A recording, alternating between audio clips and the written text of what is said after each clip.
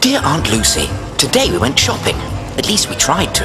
Although he doesn't know it yet, Mr. Brown needs a new car.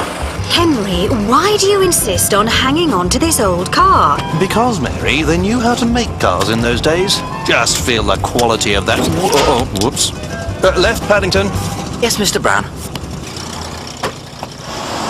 I don't mind doing the turn signals for you because yours are on the blink. You mean off the blink? As you know, Aunt Lucy, I'm a big believer in coincidences. And when I read about a competition in which the first prize was a Rolls-Royce, I just had to enter it for Mr. Brown's sake. All I had to do was think up a slogan for these delicious new currants. Mrs. Brown, does the taste of these currants remind you of anything? Oh, they taste like cough syrup. Yes, I thought it was just me. Mr. Brown? Oh, turn here. Right, Paddington. No, the high street's one way. Left, Paddington. No, it's right. Left.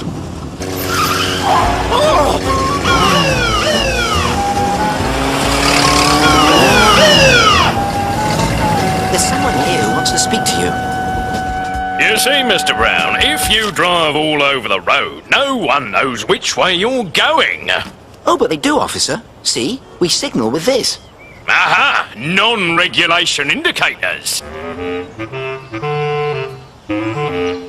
Oh, they're actually going to make me pay those tickets? Paddington, there's a letter for you. It's from that current company. Thank you, Mrs. Brown. The letter said, "Congratulations, you're a winner." I couldn't believe it. But I couldn't celebrate right away. I wanted to surprise the Browns. I shall have to put myself at the mercy of the court. Does anyone know where Pond Street is? It's near where Mr. Brown's going. He'll take you. And Henry, none of this would have happened if you'd bought a new car like I said. Paddington Brown. I won. It says right here. There must be some mistake. We've already awarded the Rolls-Royce to a gentleman from Scotland. He's picking it up this afternoon. Yes, you didn't read the small print. It's hard to make out, but trust me, you're not our grand prize winner. Oh, but you did receive a consolation prize. You and 9,999 others were sent bookmarks. A bookmark isn't much consolation when you were expecting a Rolls-Royce. Why don't I give you a crate of currants? We're trying to get rid of them. But I don't even like currants. And I've eaten 15 boxes of them. Between you and me, I don't know how you could stand them. Reminded me of cough syrup. May I ask what your slogan was? A currant a day keeps the doctor away. Well, in that case, after 15 boxes, you shouldn't need medical attention for quite some... Inoperative horn, faulty brakes, and the turn signals don't work. It says here you were all over the road, Mr. Brown. But all minor adjustments, Your Honour. And as for the turns, who could blame my wife if she was mixed up about the directions to the high street? And certainly the person who was doing the signals should not be blamed. He's from darkest Peru. Darkest Peru? Let's just say it was an innocent mix-up. Mix-up indeed. A mix-up that you ever got your driving license in the first place.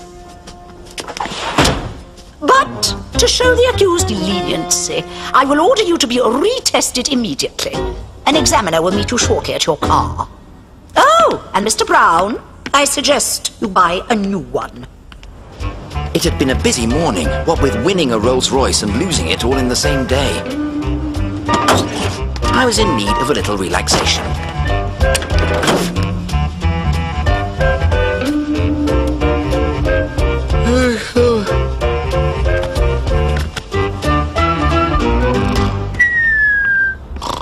Are you Mr. Brown? Yes. Right, let's get started, shall we? Do you have a current licence? Current? No, thank you. I've just got over a cold. Now, your licence. Oh, that's my marmalade sandwich. A marmalade sandwich? You like them too? Don't worry, I always keep an extra one under my hat in case of an emergency. Let's get started. Please start the car. I'll do my best. The only driving Mr. Brown usually lets me do is with my shopping basket on wheels. Mr. Brown? But you are Mr. Brown, aren't you? Ah! Well, yes, I am Mr. Brown, but so is Mr. Brown. He's the Mr. Brown who owns this car, but we both help drive it. He does all the steering and changing gears, and I look after the directions. Right! Yes, just like that. Now, since the turn signals aren't working, I usually use this big arrow in the back seat. Oh, God, new car indeed. Oh. Mr. Brown! Hello? Left, Paddington! No, right, Paddington! Oh, there's Mr. Brown now. Shall we stop? He really is much better at this than I am.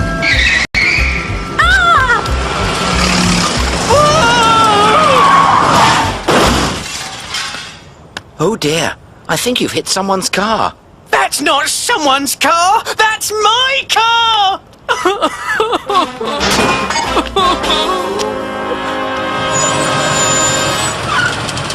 Well, Mr. Brown, thank you for offering to pay for the repairs to my car.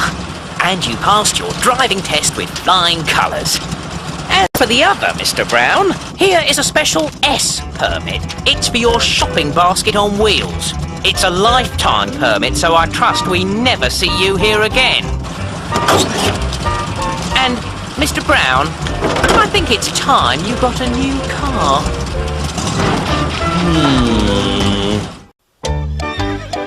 We were visiting the Barbie Ranch in Montana in the United States to research a chapter for Mr. Gruber's book, The World and Its Wonders. So I decided to learn a little about steers. They breathe rather noisily when angry. They seem very attracted to the colour red. Mr. Brown, be careful! And perhaps the most interesting fact of all, steers love marmalade. I got the vermin. Now get going before you get hurt. Thank you, sir. May I help by closing the gate? My name's Billy Bob, and I don't need help from city folk. He didn't sound very friendly, Mr. Gruber. I think perhaps he has his mind on other things, Mr. Brown. Whoa! I don't believe that steer thinks Mr. Billy Bob is friendly either, Mr. Gruber. You know, Mr. Brown, when I was your age, I used to dream of being a cowboy. But who's going to teach us? Why, the trail boss, of course. The trail boss? The trail boss is a seasoned veteran. I bet he'll be as rough and tough as they come. You mean she'll be as rough and tough as they come? My name's Loretta, and this is my ranch. And I'd say you boys need some real cowboy duds. Good. Good enough, I suppose. They wanted me to try on a 10-gallon hat, but I couldn't ever carry more than half a gallon on my head. Well, that's all right. You can be my undercover cowboy and keep your eye out for cattle rustlers. Cattle rustlers? Your job is to protect my herd. But who would want to steal your herd, Miss Loretta? You never know in these parts. And you won't know until it's too late. Yeehaw! Ride up, cowboy! If you want to be a cowboy, Mr. Brown, you're going to have to learn to ride a horse. I felt like pointing out that it was Mr. Gruber who wanted to be a cowboy, not me. But it was taking me all my time to stay in the saddle. Giddy up, buckaroo. Rope a steer with your lasso. Giddy up, shout yahoo! You're a cowboy tried and true. A cowboy needs horse to trust. A saddle, reins, and bit are a must. He always wears a wide-brimmed hat to keep the sun and rain off his face and back. To reach the stirrups is hard if you're small, but once you're up there, you really feel tall. Woo! Kick your heels to make him trot. Pull back on the reins when you want to stop. Cowboys work in all kinds of weather. Their job's to keep the herd together. If they travel long ways with the cattle, they might take a nap right there in the saddle. Woo! Giddy up faster now. Ride your horse and rope a cow. Buckaroo, shout yahoo! You're a cowboy tried and true. You're a cowboy tried and true. Yee-haw! Well done, Mr. Brown. You must tell me your secret. Marmalade. It sticks anything to anything. Would you like to try some? No, thank you, Mr. Brown. I'll race you around the corral. Yippee!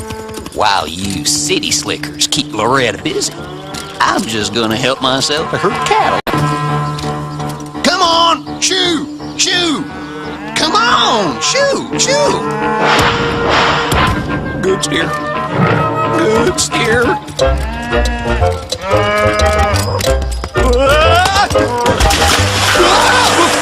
We've got to be careful. This herd hasn't been branded yet. Once you've finished your bath, Billy Bob, don't forget to clean the stables. Yes, Miss Loretta.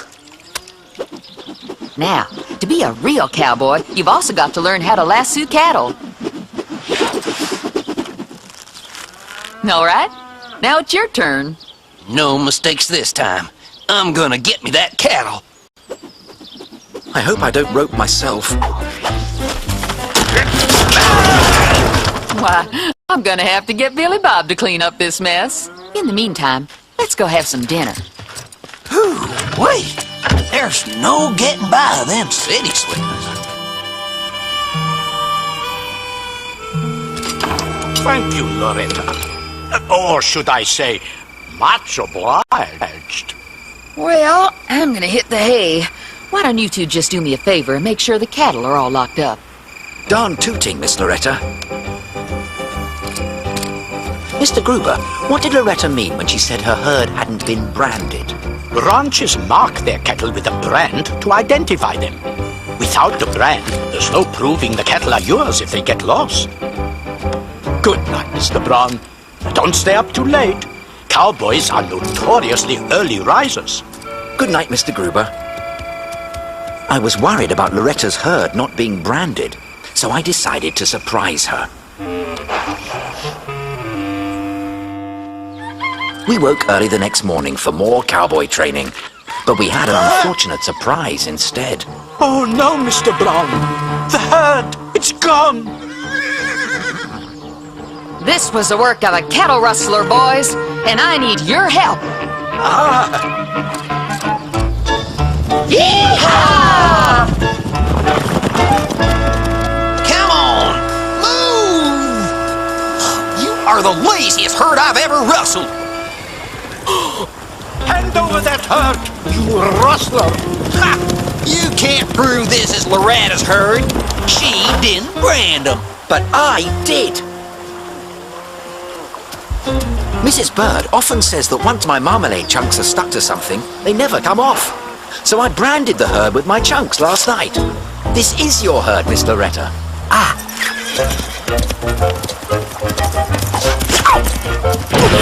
Good lasso, Mr. Gruber. Well, you fellas may not be your average cowboys, but you certainly have a knack for it. I think it's more a matter of marmalade than knack, Miss Loretta.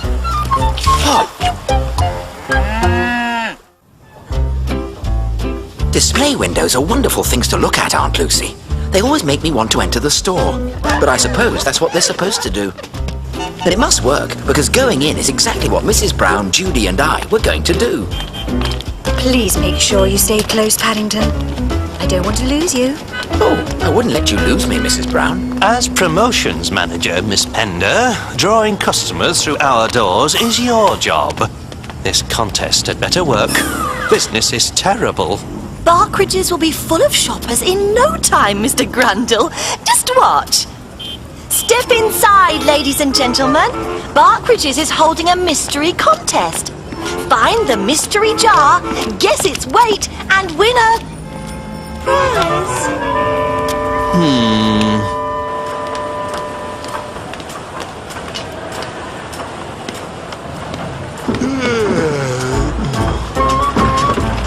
Mrs. Brown, Judy, did you see the marmalade jar going down the escalator? Oh, Paddington, you've got marmalade on the brain. Perhaps it's because I missed my cocoa and buns with Mr. Gruber. We'll meet you at the bottom of the escalator in half an hour, dear. Now, Paddington, we must go and let you try on some new clothes. I'm very happy with my old one, Mrs. Brown. I take it the young, gentleman will not require this anymore, madam. I certainly do. I've always had that hat. It was handed down to me by my uncle in darkest Peru. It's covered in reminders. Well, there you are. Perhaps you have something nice in the way of a coat. It won't be easy. We don't normally cater for bears. It's the legs, you know, and the arms, and the... But rest assured, madam, as ever, Barkridges will rise to the occasion.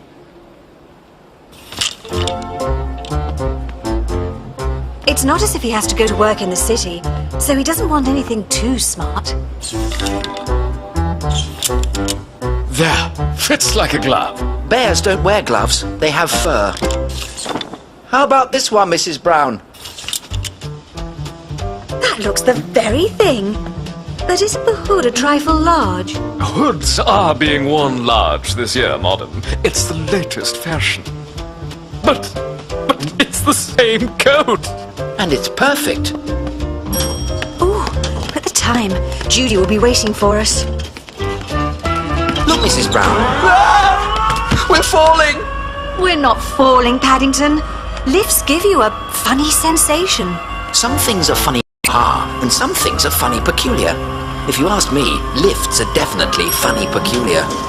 Especially after a big breakfast. Oh, dear, Paddington. You're quite pale. I feel sick. Will you be all right here for a few minutes while I look for Judy? I don't know if I'll be all right, but I shall do my best. Not a customer in sight, except for a lone bear. Mr. Grundle will not be pleased. When I woke, there was a lovely cool breeze on my whiskers, so I decided to find out where it was coming from. Then it happened. Suddenly, all the lights went out. I had to get outside where it was light. Paddington was right. I must find him and Mummy and show them. I could practically count the number of customers on one hand. Excuse me, sir. I'm looking for a lady with a bear. That makes two less. A lady and a bear? Disappeared, have they? I don't know. Paddington does have a habit of getting lost. Have no fear, young lady. It won't be too hard to find them. Barkridges is having one of its off days. I couldn't believe it. It was dark outside, too. I wondered if we were in for a storm. Then it seemed as though the entire sky had fallen on me. Sir, Barkridges is holding a super mystery contest. It's incredible!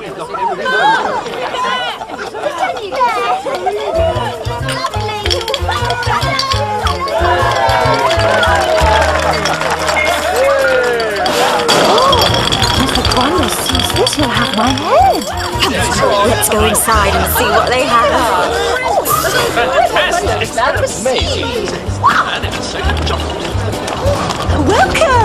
Welcome to Barkridges. That's it, step right in. There's room for everyone. Why, you ruffian! But I'm not a ruffian. I'm a bear. Oh, my. What's going on, Paddington? I was only tidying up the window. Tidying up, indeed. I'm sure the police would like to hear about the mess you created. I think you'll find this... Is this one of your promotional tricks, Miss Pender? Because if it is, I don't like it. But, sir, it's not one of my promotional tricks. Then we should have this bear arrested for all the havoc he's created. It may not be a promotional trick, but it certainly worked. Look! That's what I wanted to tell you, sir. Good work, Miss Pender. And thank you, Bear. Barkridges would like to show its gratitude. If there's anything in the store you would like, anything, just say the word. I told the manager the word was marmalade, and he gave me the prize jar. See, Mummy? Paddington was right. He also said I could dress their windows for them anytime I liked. But I don't think I shall for a while. It's a very muy grande jar, Aunt Lucy, and window dressing can be quite painful. I was not having a particularly good day, Aunt Lucy. It was Mr. Brown's birthday, and I'd spent all the morning trying to think what to get him as a present.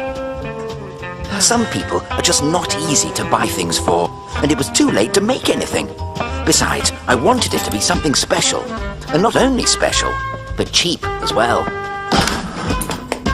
I'm Marilyn Maid, and if you're looking for an inexpensive, unusual way to delight someone on a special occasion, then Marilyn's Made in Heaven giftograms is the place for you.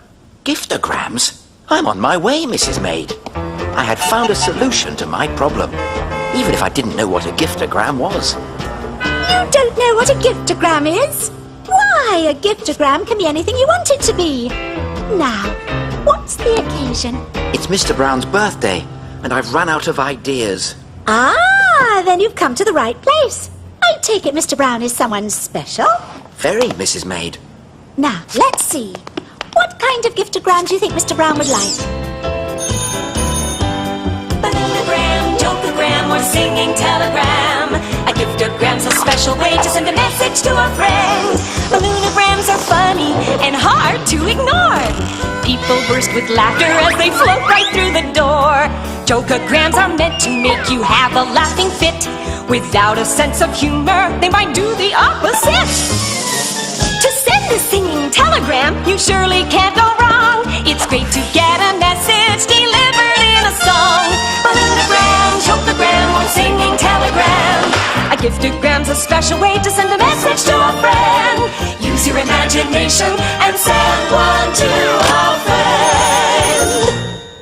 And the balloonogram, the jokeogram, the flamenco-ogram, and one singing telegram. But no opera, please. Right.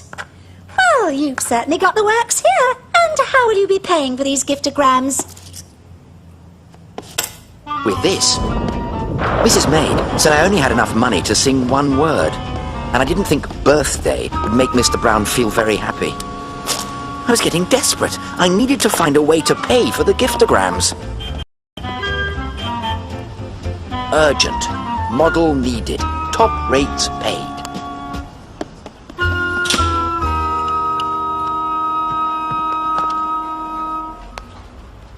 Superb! Such force!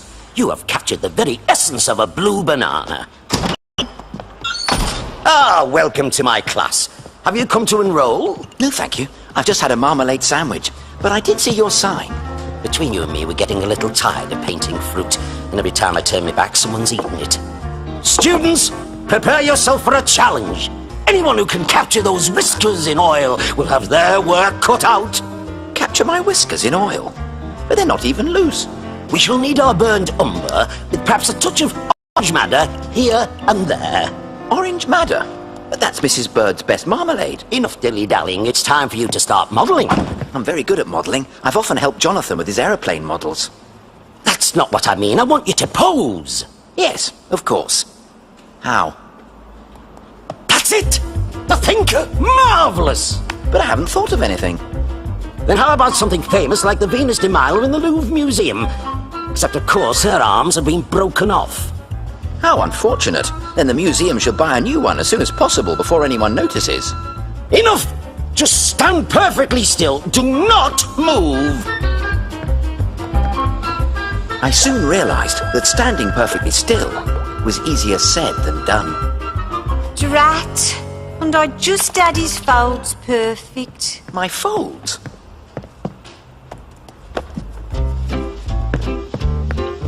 Standing still really builds up a bear's appetite.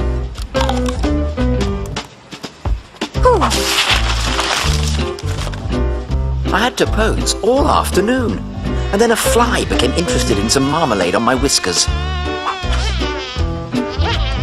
Mr. Marsh, how can I paint a masterpiece when your model keeps moving?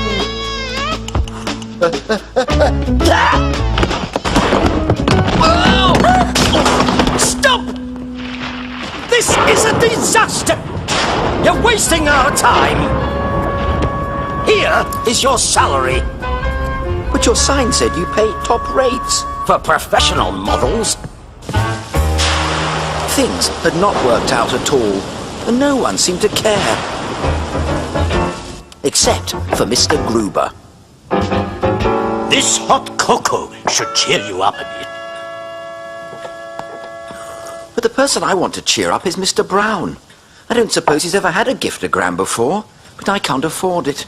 Oh, I just never seem to have enough pocket money. Mr. Brown, I have an idea. For he's a jolly good fellow, for he's a jolly good fellow, for he's a jolly good fellow, which nobody can deny, which nobody can deny, which nobody can deny, for he's a jolly good fellow, which nobody can deny. Bravo! Well done, Paddington. What a surprise! A singing telegram, how original. I can do an encore if you like. No! I mean, that won't be necessary, Paddington, and thank you. What an unusual birthday present. I had done it, Aunt Lucy, all by myself. And then, you know what? It was my turn for a surprise. Good night, Paddington. Good night, Paddington. Good night, and happy birthday again, Mr. Brown. Thank you, Paddington. Oh, and by the way, I've been thinking. The price of buns is going up all the time, so I've decided to raise your weekly pocket money. You have? Oh, thank you so much, Mr. Brown.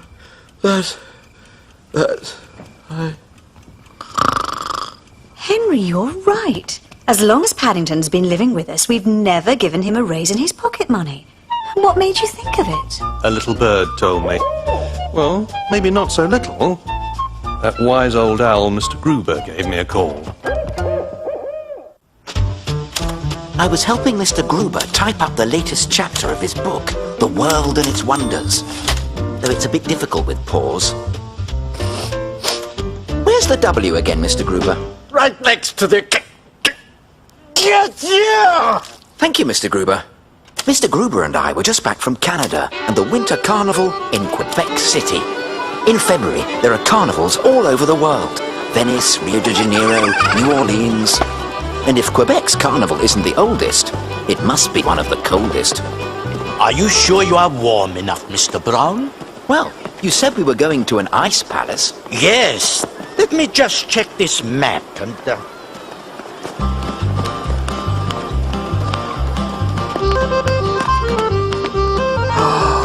It's beautiful. Qui êtes-vous? Je suis Bonhomme. I'm ambassador of the Winter Carnival. And this palace is my home. I'm sorry I didn't knock before I came in.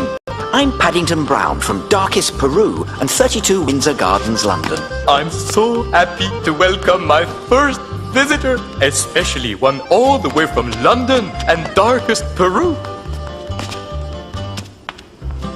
Come, it is time to officially open the Carnival. Bienvenue tout le monde! My friend Paddington and I declare the Quebec Winter Carnival open!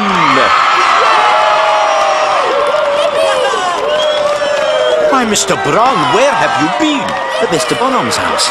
This will be wonderful for the world and its wonders. What were your impressions of the Ice Palace, Mr. Brown? Very icy. And very hard. Speaking of which, Paddington, you must enter the ice sculpture contest. Well, I'm off. I have a parade to lead. Making a sculpture out of ice was a lot harder than I thought. And well, I'm afraid Mr. Gruber wasn't the best model. Don't know how much longer I can keep this up. Oh, Mr. Gruber, I'm so sorry. Oh. Paddington, may I give you a petit word of advice? Sculpt something you know and love.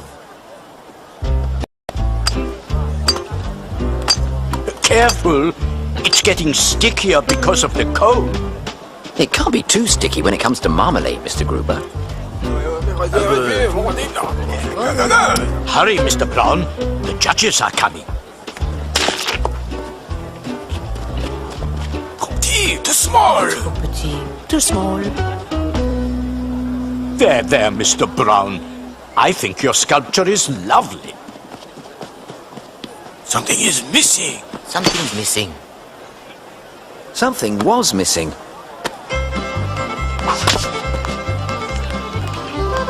Oh, mais regardez, look! Mais c'est magnifique! First prize! And what is the title of your masterpiece? Man contemplating a marmalade sandwich. First prize! This'll be a wonderful shot. Merci, thank you very much. My name is Bernard, and you are... Paddington Brown. Bernard. That's a nice name. Well, Paddington, you and I make a great team. Teamwork. That's like me and Mr. Gruber. I get into, adventures, and... I write about them for my book. Say, how would you two like to help me in the canoe race? Still trying to make up a team, eh, Bernard? You must be getting desperate. Desperate? I wonder what he meant by that. That's Selvin. He is so rude, just because his team has won the canoe race for the last 10 years. 10 years? That's too much for anyone. Do you feel like lending a paw, Mr. Brown? Why not, Mr. Gruber? I soon found out why not. That's where we're going canoeing. What about all the ice? That's why we need you at the front of the canoe, to direct us around the ice floes. And these wetsuits are in case we fall in the water. I think I would sooner have a dry suit and stay on land. So, young bear, want to make the race a little more interesting? I think this is quite interesting enough, thank you. No, I mean, shall we make a little bet on who will win the race? Oh, why, yes, I will make a bet. I bet 1 pot of Mrs. Bird's finest marmalade for, For 1 jug of Quebec's finest maple syrup. The race was suddenly very serious. À vos marques? Prêt?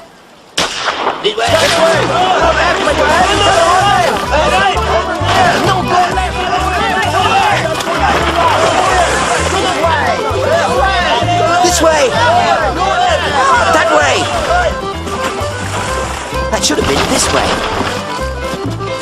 This is like boating and tobogganing. Ah! Mr. Brown!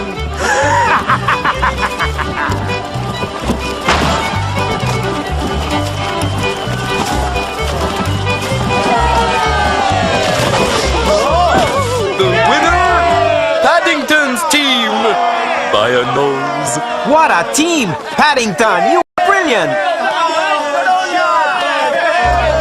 This will be a wonderful shot for the world and its... Teamwork really does count, though it's too bad Mr. Gruber caught that nasty cold when he fell in the St. Lawrence River. Ready, Mr. Brown? Ready, Mr. Gruber. I won the maple syrup, and believe it or not, it's even stickier than marmalade. Oh! Hark the herald angels sing, glory to the newborn King. Peace on earth and mercy mild, joyful all ye nations rise. Oh dear. Dear Aunt Lucy, yesterday, Judy and Jonathan and I decided to go around singing carols to collect money for the children's Christmas party at the hospital. This is terrible. All I've collected is this. Perhaps I should join forces with you again. No! What we mean is your luck is bound to improve, Paddington. We can visit more houses and collect more money if we go separately. Then I'll try this one. Good luck! And remember to signal with your flashlight if you get into trouble. As if I would get into any trouble.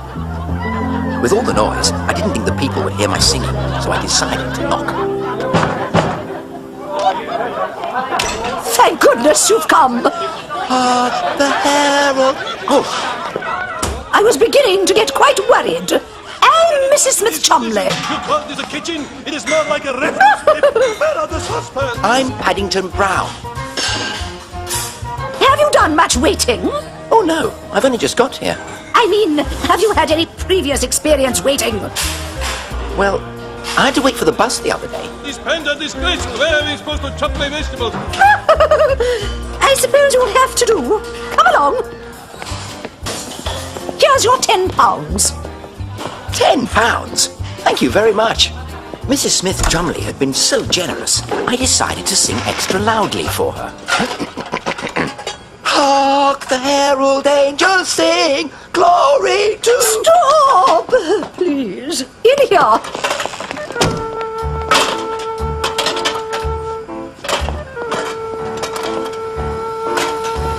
Aha! You have arrived at last. Off with your coat. And out with your arms.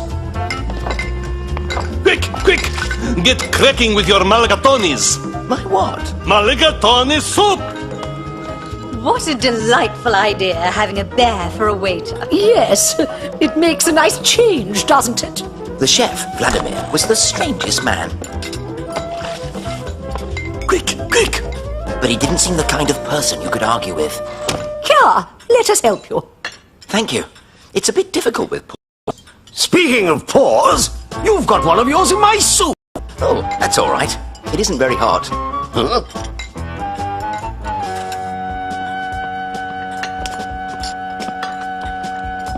Waiter, what is this fly doing in my soup? Are you sure it's a fly? It looks more like some of my fur. This has never happened to I, Vladimir, before.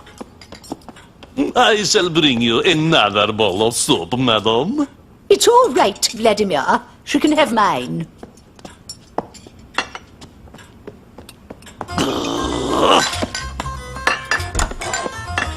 Do please begin. Phew.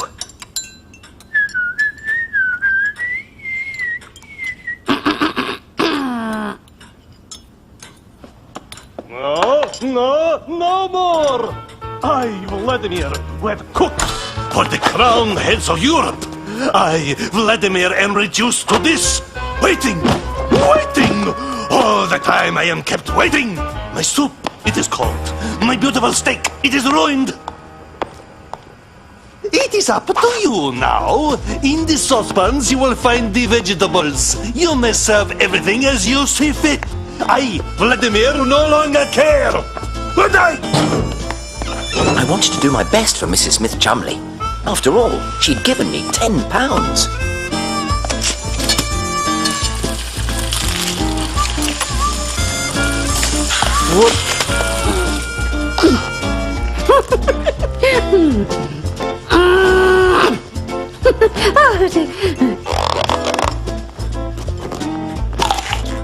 There's baked Alaska for dessert. I want it to be a special surprise for my guests. If there's anything wrong with it, I shall insist on getting my money back.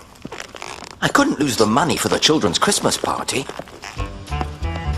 Vladimir hadn't told me where the dessert was, and I couldn't find it anywhere. And I couldn't find the recipe either. Aha! I couldn't imagine why Mrs. Smith Chumley wanted to surprise her guests with this dish, but it was her party. Ladies and gentlemen, dessert is served. Ta-da! Ah! What is that? Baked elastic, just as you ordered. Baked elastic? This seemed to me to be a good time to signal for help. I think I'll pass. Baked elastic. Honey bear.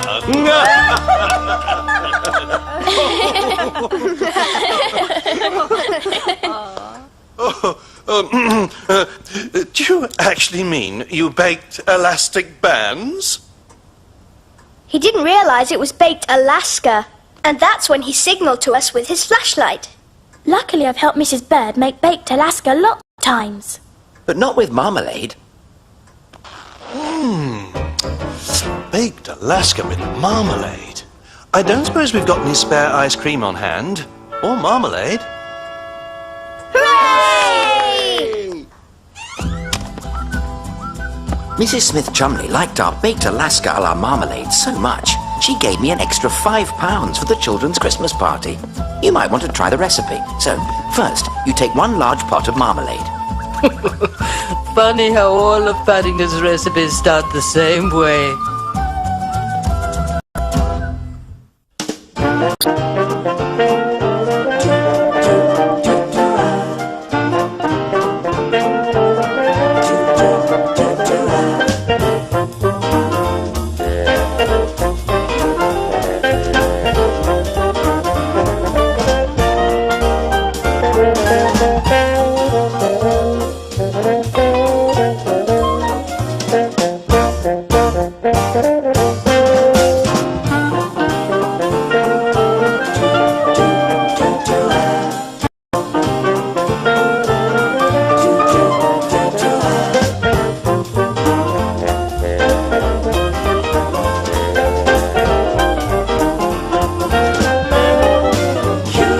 And speaks his mind, but trouble's never far behind.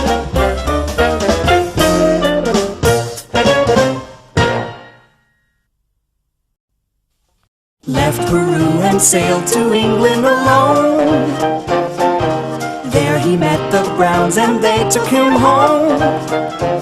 Now a new life has begun. He's Windsor Garden's favorite son, 'cause he always does his best to help everyone.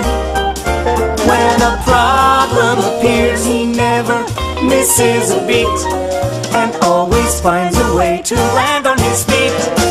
Has his very own unique point of view.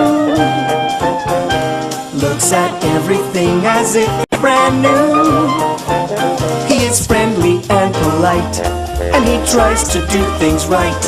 But he gets in sticky messes just the same. He's curious and speaks his mind, but trouble's never far behind. It's Paddington Bear, he's one of a kind. I'm Paddington Bear.